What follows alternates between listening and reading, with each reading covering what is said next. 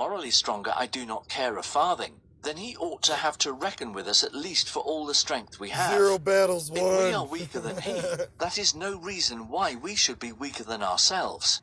If we are not tall enough to touch the giant's knees, that is no reason why we should become shorter by falling on our own. But that is at bottom the meaning of all modern hero worship and celebration of the strong man, the Caesar, the Superman. That he may be something more than man, we must be something less. Doubtless there is an older and better hero worship than this. But the old hero was a being who, like Achilles, was more human than humanity itself. Nietzsche's Superman is cold and friendless. Achilles is so foolishly fond of his friend that he slaughters armies in the agony of his bereavement. Mr. Shaw's sad Caesar says in his desolate pride, "He who has never hoped can never despair." The man-god of old answers from his awful hill, "Was ever sorrow like unto my sorrow?" A great man is not a man so strong that he feels less than other men. He is a man so strong that he feels more. And when Nietzsche says, "A new commandment I give to you, be hard," he is really saying, "A new commandment I give to you, be dead." Sensibility is the definition of life. I recur for a last word to Jack the Giant Killer. I have dwelt on this matter of Mr. Wells and the giants, not because it is specially prominent in his mind. I know that the Superman does not bulk so large in his cosmos as in that of Mr. Bernard Shaw. I have dwelt on it for the opposite reason, because this heresy of immoral hero worship has taken, I think, a slighter hold of him, and may perhaps still be prevented from perverting one of the best thinkers of the day. In the course of The New Utopia, Mr. Wells makes more than one admiring allusion to Mr. W. E. Henley. That clever and unhappy man lived in admiration of a vague violence, and was always going back to rude old tales and rude old ballads, to strong and primitive literatures, to find the praise of strength and the justification of tyranny. But he could not find it. It is not there. The primitive literature is shown in the tale of Jack the Giant Killer. The strong old literature is all in praise of the weak. The rude old tales are as tender to minorities as any modern political idealist. The rude old ballads are as sentimentally concerned for the underdog as the Aborigines Protection Society. When men were tough and raw, when they lived amid hard knocks and hard laws, when they knew what fighting really was, they had only two kinds of songs. The first was a rejoicing that the weak had conquered the strong. The second, a lamentation that the strong had for once in a way conquered the weak. For this defiance of the statu quo, this constant effort to alter the existing balance, this premature challenge to the powerful, is the whole nature and inmost secret of the psychological adventure which is called man. It is his strength to disdain strength. The forlorn hope is not only a real hope, it is the only real hope of mankind. In the coarsest ballads of the greenwood, men are admired most when they defy not only the king, but what is more to the point, the hero. The moment Robin Hood becomes a sort of Superman, that moment the chivalrous chronicler shows us Robin thrashed by a poor tinker whom he thought to thrust aside. And the chivalrous chronicler makes Robin Hood receive the thrashing in a glow of admiration. This magnanimity is not a product of modern humanitarianism. It is not a product of anything to do with peace. This magnanimity is merely one of the lost arts of war. The Henleyites call for a sturdy and fighting England, and they go back to the fierce old stories of the sturdy and fighting English. And the thing that they find written across that fierce old literature everywhere is the policy of Manjuba. Chapter 6. Christmas and the Aesthetes. The world is round, so round that the schools of optimism and pessimism have been arguing from the beginning whether it is the right way up. The difficulty does not arise so much from the mere fact that good and evil are mingled in roughly equal proportions. It arises chiefly from the fact that men always differ about what parts are good and what evil. Hence the difficulty which besets undenominational religions. They profess to include what is beautiful in all creeds, but they appear to many to have collected all that is dull in them. All the colours mixed together in purity ought to make a perfect white. Mixed together on any human paint box, they make a thing like mud, and a thing very like many new religions. Such a blend is often something much worse than any one creed taken separately, even the creed of the thugs. The error arises from the difficulty of detecting what is really the good part and what is really the bad part of any given religion. And this pathos falls rather heavily on those persons who have the misfortune to think of some religion or other that the parts commonly counted good are bad, and the parts commonly counted bad are good. It is tragic to admire and honestly admire a human group, but to admire it in a photographic negative. It is difficult to congratulate all their whites on being black, and all their blacks on their whiteness. This will often happen to us in connection with human religions. Take two institutions which bear witness to the religious energy of the 19th century. Take the Salvation Army and the philosophy of Auguste Comte.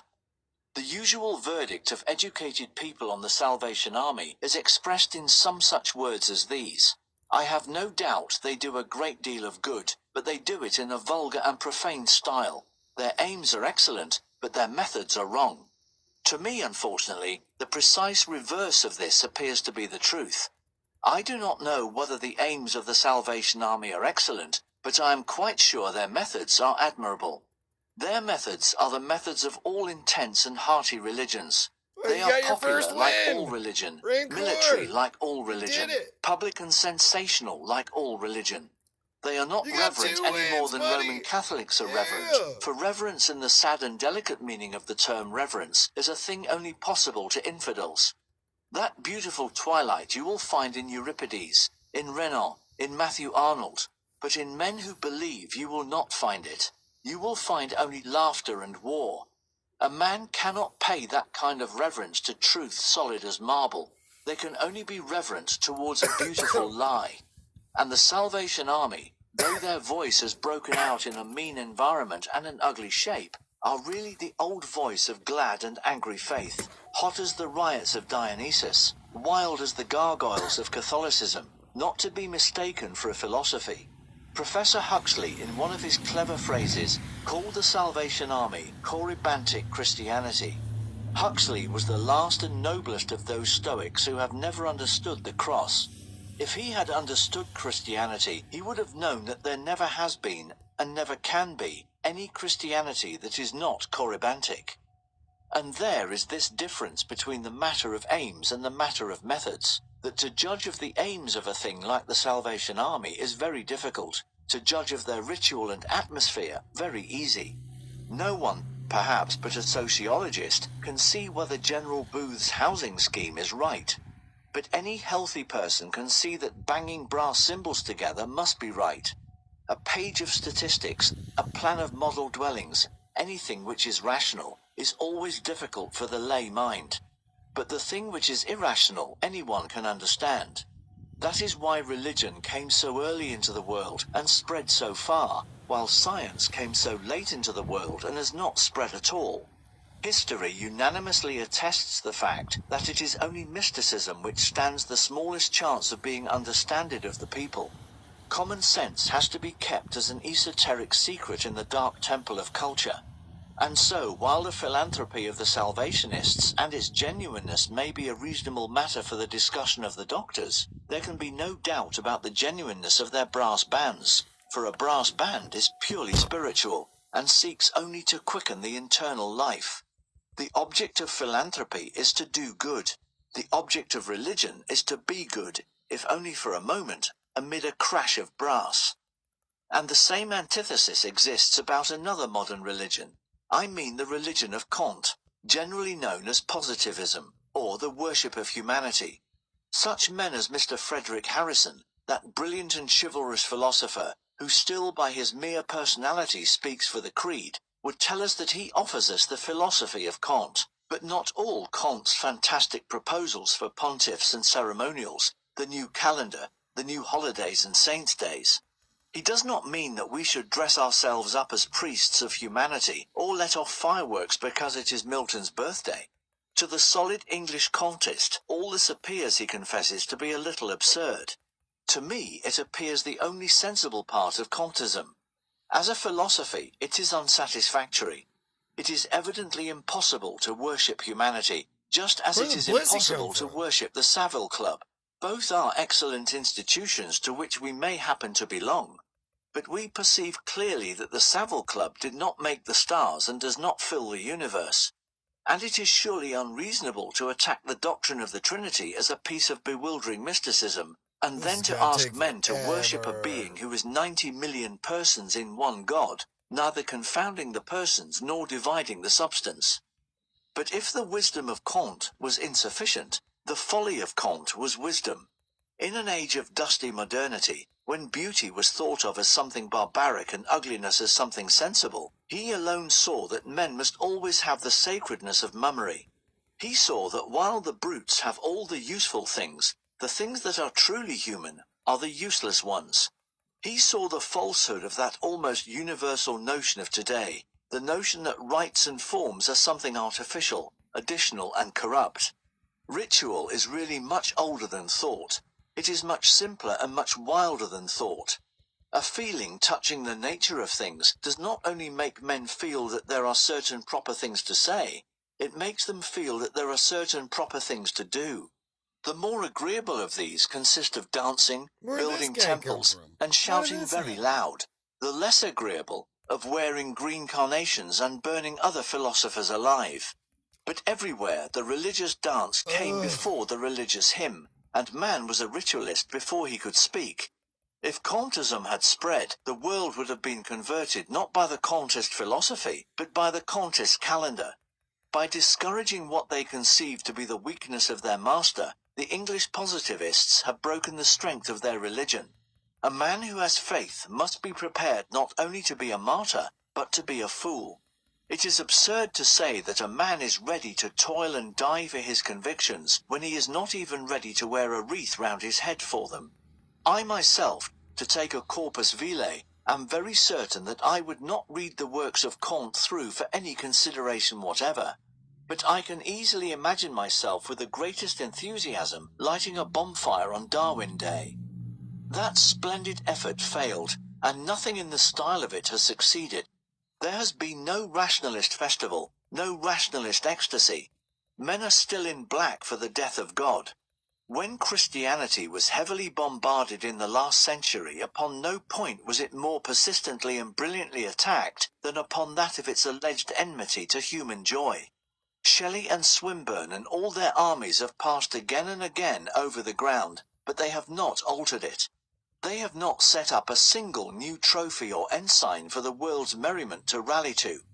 They have not given a new name or a new occasion of gaiety. Mr. Swinburne does not hang up his stocking on the eve of the birthday of Victor Hugo. Mr. William Archer does not sing carols descriptive of the infancy of Ibsen outside people's doors in the snow. In the round of our rational and mournful year, one festival remains out of all those ancient gaieties that once covered the whole earth. Christmas remains to remind us of those ages, whether pagan or Christian, when the many acted poetry instead of the few writing it. In all the winter in our woods there is no tree in glow but the holly. The strange truth about the matter is told in the very word holiday. A bank holiday means presumably a day which bankers regard as holy. A half holiday means, I suppose, a day on which a schoolboy is only partially holy.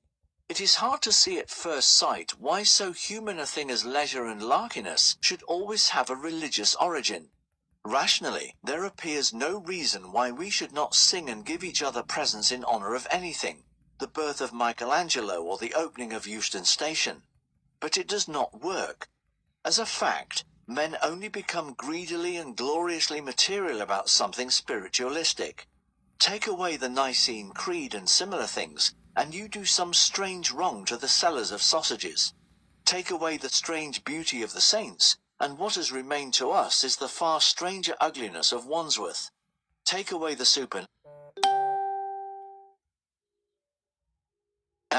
supernatural, and what remains is the unnatural. And now I have to touch upon a very sad matter. There are in the modern world an admirable class of persons who really make protest on behalf of that antiqua pulchritudo of which Augustine spoke, who do long for the old feasts and formalities of the childhood of the world. William Morris and his followers showed how much brighter were the Dark Ages than the Age of Manchester. Mr. W.B. Yeats frames his steps in prehistoric dances, but no man knows and joins his voice to forgotten choruses that no one but he can hear. Mr. George Moore collects every fragment of Irish paganism that the forgetfulness of the Catholic Church has left, or possibly her wisdom preserved. There are innumerable persons with eyeglasses and green garments who pray for the return of the Maypole or the Olympian Games. But there is about these people a haunting and alarming something which suggests that it is just possible that they do not keep Christmas. It is painful to regard human nature in such a light, but it seems somehow possible that Mr. George Moore does not wave his spoon and shout when the pudding is set alight. It is even possible that Mr. W.B. Yeats never pulls crackers. If so, where is the sense of all their dreams of festive traditions? Here is a solid and ancient festive tradition still plying a roaring trade in the streets, and they think it vulgar. If this is so, let them be very certain of this, that they are the kind of people who in the time of the Maypole would have thought the Maypole vulgar, who in the time of the Canterbury Pilgrimage would have thought the Canterbury Pilgrimage vulgar, who in the time of the Olympian Games would have thought the Olympian Games vulgar. Nor can there be any reasonable doubt that they were vulgar. Let no man deceive himself. If by vulgarity we mean coarseness of speech, rowdiness of behaviour, gossip, horseplay, and some heavy drinking, vulgarity there always was wherever there was joy, wherever there was faith in the gods. Wherever you have belief, you will have hilarity. Wherever you have hilarity, you will have some dangers.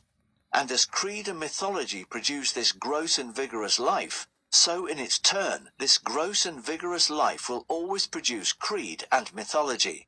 If we ever get the English back onto the English land, they will become again a religious people, if all goes well, a superstitious people. The absence from modern life of both the higher and lower forms of faith is largely due to a divorce from nature and the trees and clouds. If we have no more turnip ghosts, it is chiefly from the lack of turnips. Chapter 7. Omar and the Sacred Vine. A new morality has burst upon us with some violence in connection with the problem of strong drink, and enthusiasts in the matter range from the man who is violently thrown out at 12:30 to the lady who smashes American bars with an axe. In these discussions it is almost always felt that one very wise and moderate position is to say that wine or such stuff should only be drunk as a medicine. With this I should venture to disagree with a peculiar ferocity. The one genuinely dangerous and immoral way of drinking wine is to drink it as a medicine. And for this reason, if a man drinks wine in order to obtain pleasure, he is trying to obtain something exceptional, something he does not expect every hour of the day, something which, unless he is a little insane, he will not try to get every hour of the day. But if a man drinks wine in order to obtain health, he is trying to get something natural, something that is that he ought not to be without, something that he may find it difficult to reconcile himself to being without. The man may not be seduced who has seen the ecstasy of being ecstatic. It is more dazzling to catch a glimpse of the ecstasy of being ordinary. If there were a magic ointment, and we took it to a strong man and said, "This will enable you to jump off the monument," doubtless he would jump off the monument, but he would not jump off the monument all day long to the delight of the city. But if we took it to a blind man, saying, "This will enable you to see," he would be under a heavier temptation. It would be hard for him not to rub it on his eyes whenever he heard the hoof of a noble horse, or the birds singing at daybreak. It is easy to deny oneself festivity. It is difficult to deny oneself normality. Hence comes the fact which every doctor knows, that it is often perilous to give alcohol to the sick even when they need it. I need hardly say that I do not mean that I think the giving of alcohol to the sick for stimulus is necessarily unjustifiable. But I do mean that giving it to the healthy for fun is the proper use of it, and a great deal more consistent with health. The sound rule in the matter would appear to be like many other sound rules, a paradox. Drink because you are happy, but never because you are miserable. Never drink when you are wretched without it, or you will be like the grey-faced gin drinker in the slum. But drink when you would be happy without it, and you will be like the laughing peasant of Italy. Never drink because you need it, for this is rational drinking, and the way to death and hell. But drink because you do not need it, for this is irrational drinking and the ancient health of the world. For more than 30 years, the shadow and glory of a great Eastern figure has lain upon our English literature. Fitzgerald's translation of Omar Khayyam concentrated into an immortal poignancy all the dark and drifting hedonism of our time. Of the literary splendor of that work, it would be merely banal to speak. In few other of the books of men has there been anything so combining the gay pugnacity of an epigram with the vague sadness of a song. But of its philosophical, ethical and religious influence, which has been almost as great as its brilliancy, I should like to say a word, and that word, I confess, one of uncompromising hostility. There are a great many things which might be said against the spirit of the Rubaiyat, and against its prodigious influence. But one matter of indictment towers ominously above the rest, a genuine disgrace to it, a genuine calamity to us. This is the terrible blow that this great poem has struck against sociability and the joy of life. Someone called Omar the sad, glad old Persian. Sad he is, glad he is not, in any sense of the word whatever. He has been a worse foe to gladness than the Puritans. A pensive and graceful Oriental lies under the rose tree with his wine pot and his scroll of poems. It may seem strange that anyone's thoughts should at the moment of regarding him fly back to the dark bedside where the doctor doles out brandy. It may seem stranger still that they should go back to the grey wastrel shaking with gin in Houndsditch. But a great philosophical unity links the three in an evil bond. Omar Khayyam's wine-bibbing is bad, not because it is wine-bibbing. It is bad, and very bad, because it is medical wine-bibbing. It is the drinking of a man who drinks because he is not happy. His is the wine that shuts out the universe, not the wine that reveals it. It is not poetical drinking which is joyous and instinctive. It is rational drinking, which is as prosaic as an investment, as unsavory as a dose of chamomile. Whole heavens above it, from the point of view of sentiment, though not of style, rises the splendor of some old English drinking song. Then pass the bowl, my comrades all, and let the cider flow.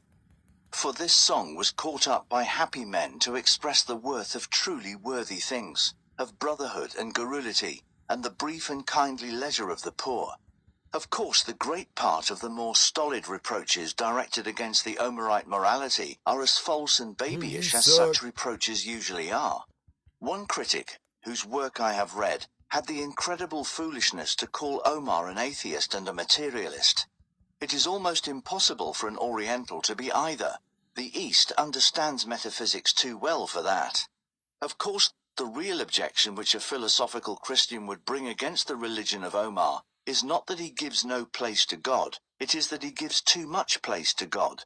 His is that terrible theism which can imagine nothing else but deity, and which denies altogether the outlines of human personality and human will.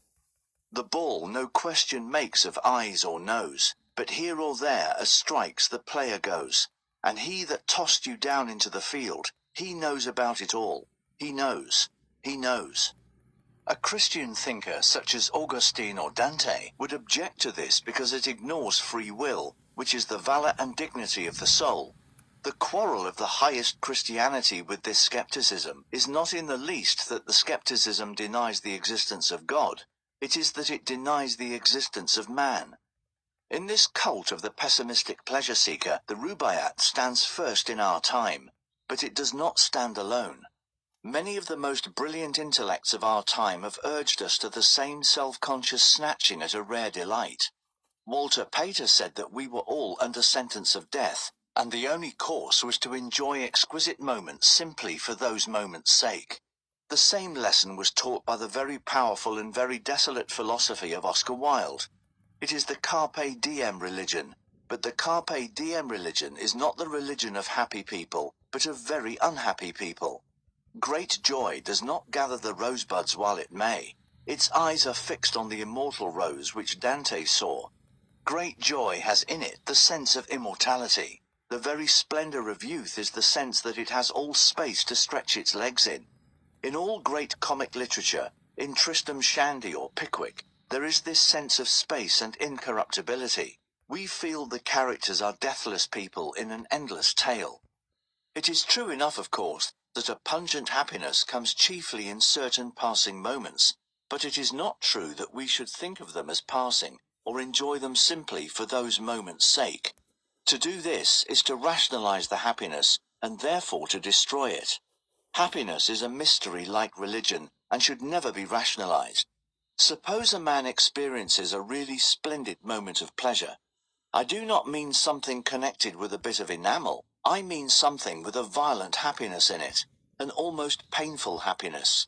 A man may have, for instance, a moment of ecstasy in first love, or a moment of victory in battle.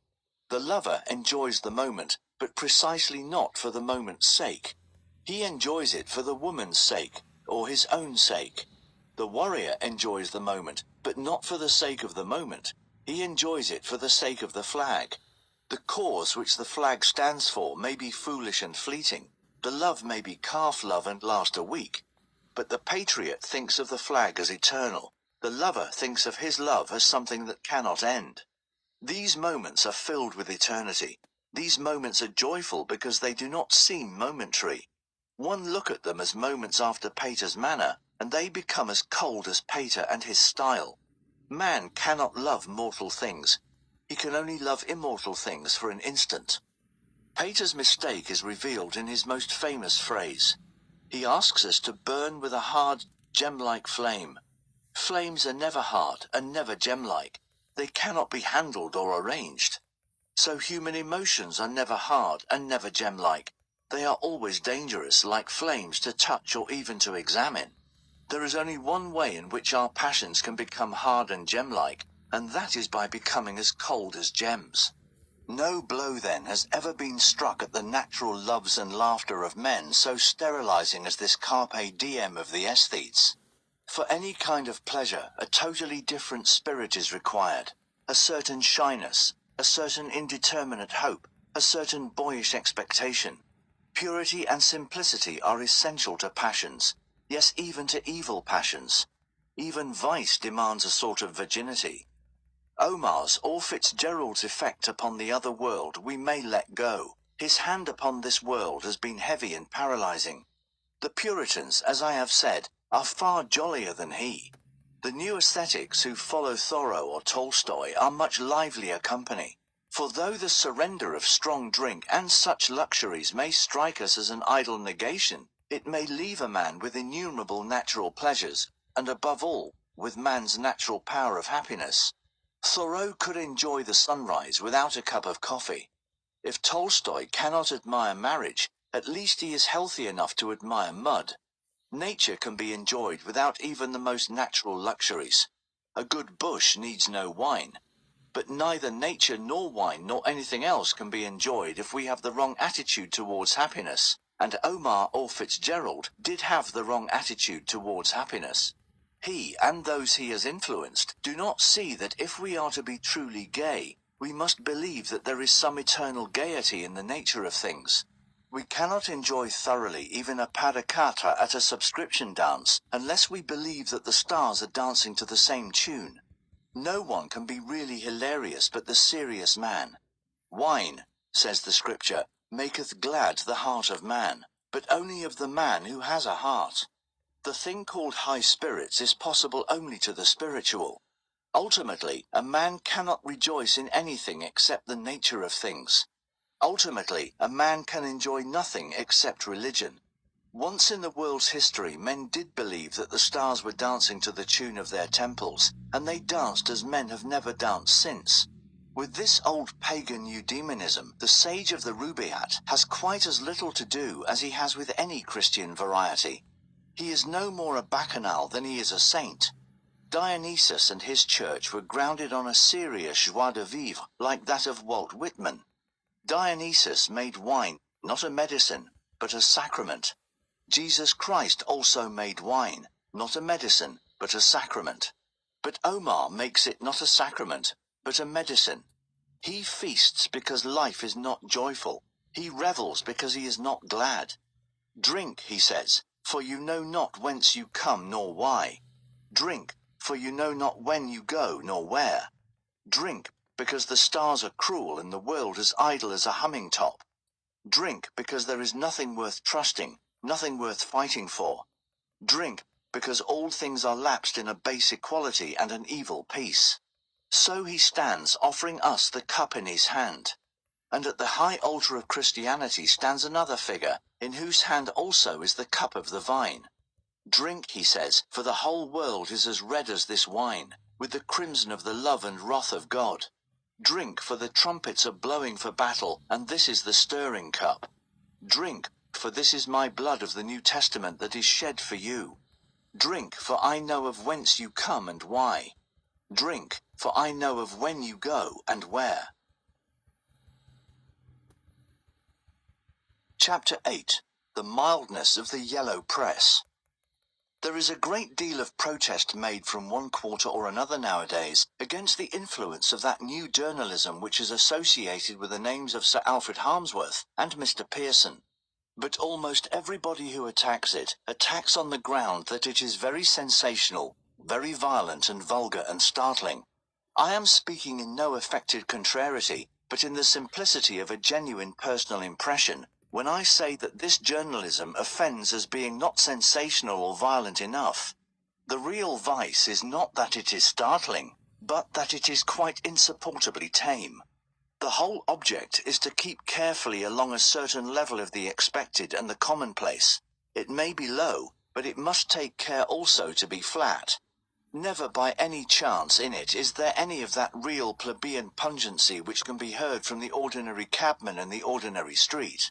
We have heard of a certain standard of decorum which demands that things should be funny without being vulgar. But the standard of this decorum demands that if things are vulgar, they shall be vulgar without being funny. This journalism does not merely fail to exaggerate life, it positively underrates it. And it has to do so because it is intended for the faint and languid recreation of men whom the fierceness of modern life has fatigued. This press is not the yellow press at all. It is the drab press. Sir Alfred Harmsworth must not address to the tired clerk any observation more witty than the tired clerk might be able to address to Sir Alfred Harmsworth. It must not expose anybody who is powerful, that is. It must not offend anybody. It must not even please anybody too much. A general vague idea that in spite of all this, our yellow press is sensational, arises from such external accidents as large type or lurid headlines.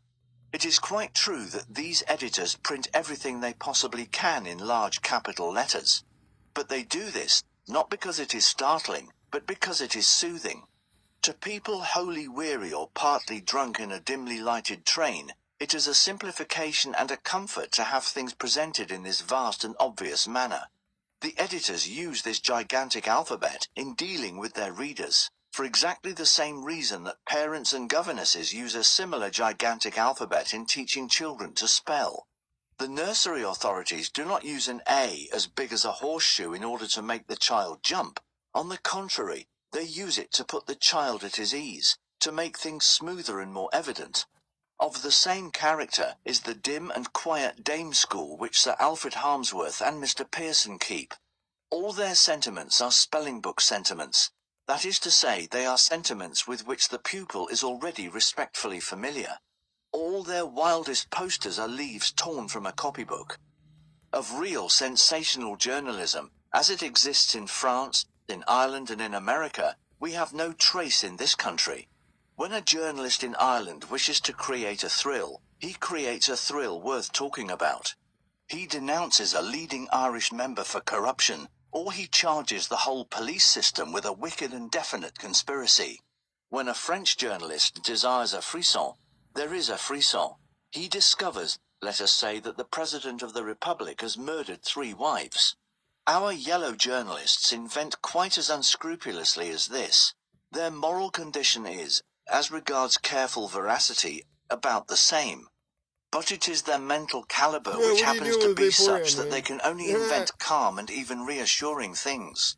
The fictitious version of the massacre of the envoys of Pekin was mendacious, but it was not interesting, except to those who had private reasons for terror or sorrow. It was not connected with any bold and suggestive view of the Chinese situation. It revealed only a vague idea that nothing could be impressive except a great deal of blood. Real sensationalism, of which I happen to be very fond, may be either moral or immoral. But even when it is most immoral, it requires moral courage. For it is one of the most dangerous things on earth genuinely to surprise anybody. If you make any sentient creature jump, you render it by no means improbable that it will jump on you. But the leaders of this movement have no moral courage or immoral courage. Their whole method consists in saying with large and elaborate emphasis the things which everybody else says casually, and without remembering what they have said. When they brace themselves up to attack anything, they never reach the point of attacking anything which is large and real, and would resound with the shock. They do not attack the army as men do in France, or the judges as men do in Ireland, or the democracy itself as men did in England 100 years ago. They attack something like the War Office, something that is, which everybody attacks and nobody bothers to defend, something which is an old joke in fourth-rate comic papers. Just as a man shows he has a weak voice by straining it to shout, so they show the hopelessly unsensational nature of their minds when they really try to be sensational. With the whole world full of big and dubious institutions, with the whole wickedness of civilization staring them in the face, their idea of being bold and bright is to attack the War Office.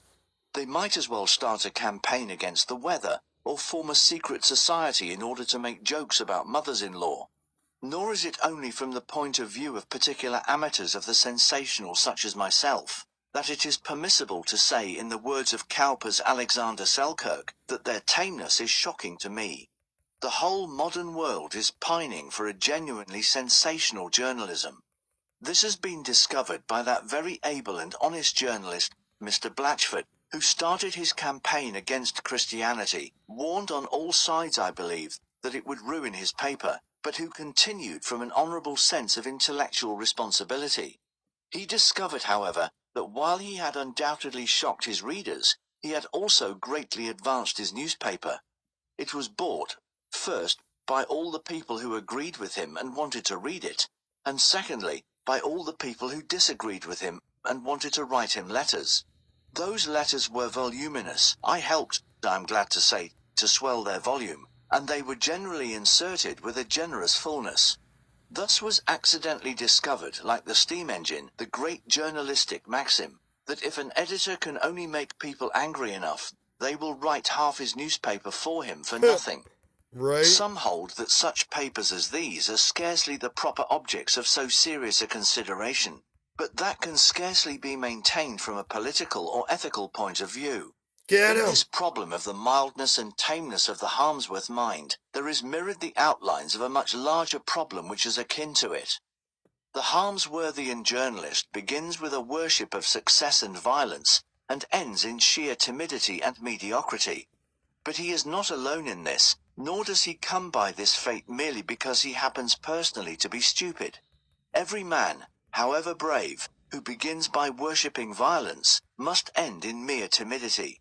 Every man, however wise, who begins by worshipping success, must end in mere mediocrity. This strange and paradoxical fate is involved not in the individual, but in the philosophy, in the point of view. It is not the folly of the man which brings about this necessary fall, it is his wisdom. The worship of success is the only one out of all possible worships of which this is true, that its followers are foredoomed to become slaves and cowards. Get A man him! may be a hero for the sake of Mrs. Gallup's ciphers or for the sake of human sacrifice, but not for the sake of success. For obviously a man may choose to fail because he loves Mrs. Gallup or human sacrifice. GK killing it. Never back down. Gonzos.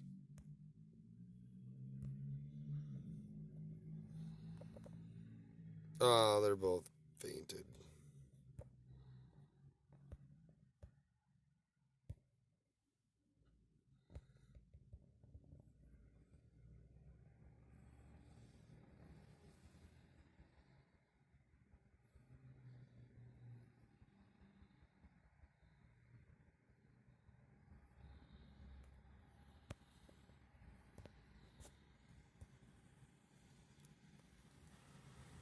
Never back down.